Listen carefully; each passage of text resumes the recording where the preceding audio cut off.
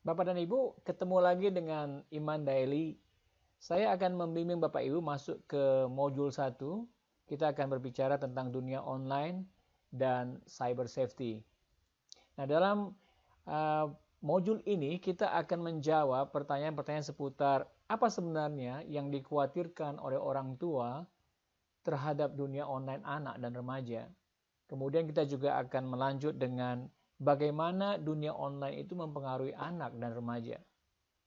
Lalu kita akan mempelajari juga tentang perusahaan-perusahaan kelas dunia, bagaimana mereka menangani masalah keamanan informasi dan cyber safety. Dan dari situ kita akan belajar tentang bagaimana sebenarnya penanganan yang sifatnya holistik dan sifatnya sistematis dalam menangani cyber safety. Modul ini juga akan menjawab tentang kasus-kasus cyber safety yang terjadi bagi anak dan remaja dan apa yang kita dapat pelajari dari situ. Kemudian, nah ini bonus 10 langkah-langkah, 10 skills ya, bagaimana memastikan akses online yang aman dan sehat. Ini bonus karena spesial bagi siapa saja, bukan hanya sebagai orang tua, tapi setiap orang yang mau menggunakan komputer atau perangkat dengan aman, sehat dan bertanggung jawab perlu memiliki skill ini. Dan yang terakhir kita akan bahas tentang kerangka-kerangka solusi cyber safety. Nah, pertanyaannya, mengapa kita perlu ikut modul ini? Alasannya adalah perkembangan era digital ini bersifat global. Di seluruh dunia sama ya perkembangannya. Oleh karena itu, kalau kita ingin solusi yang bersifat global, itu adalah bagus sekali. Karena kalau kita mau mencari solusi yang sifatnya hanya lokal, ya mungkin kurang tepat ya. Kita belajar dari apa yang sudah dipakai di berbagai negara. Dan kita nggak perlu juga reinvent the wheel, jadi memulai sesuatu yang baru, mencari solusi yang baru. Nah, alasan kedua adalah agar dapat mengamankan diri, ya, diri sendiri ketika online. Karena bahaya dari dunia online itu kan bukan saja bagi anak dan remaja, namun juga bagi orang tua sendiri. Nah, sebagai contoh misalnya di Australia sendiri ya, tahun 2016 penipuan online, ya tentunya kita nggak ada yang mau ya ditipu. Ternyata kehilangan uang itu sebesar 81 miliar rupiah.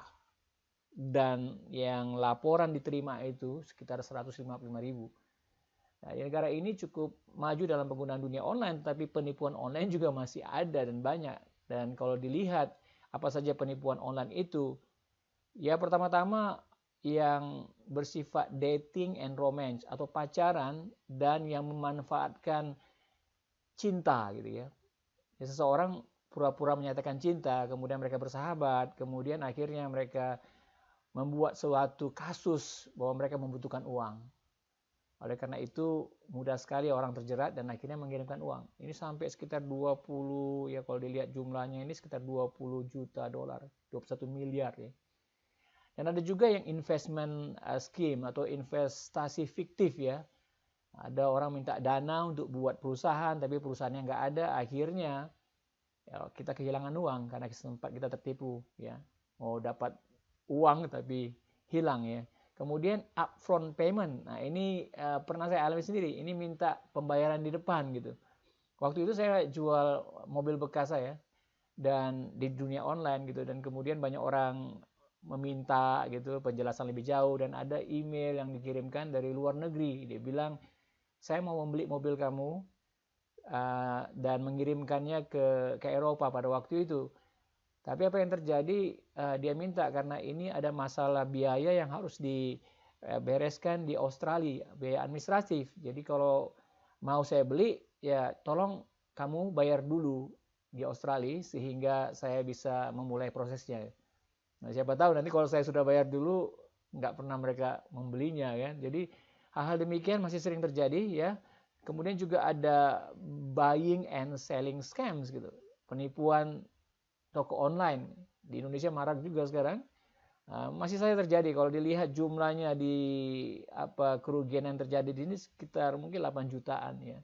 Masih aja orang menggunakan toko-toko online ini untuk menipu begitu. Jadi kita perlu hati-hati juga. Jadi, nah beberapa hal lain-lain tentunya kita ingin menghindari penipuan online ini.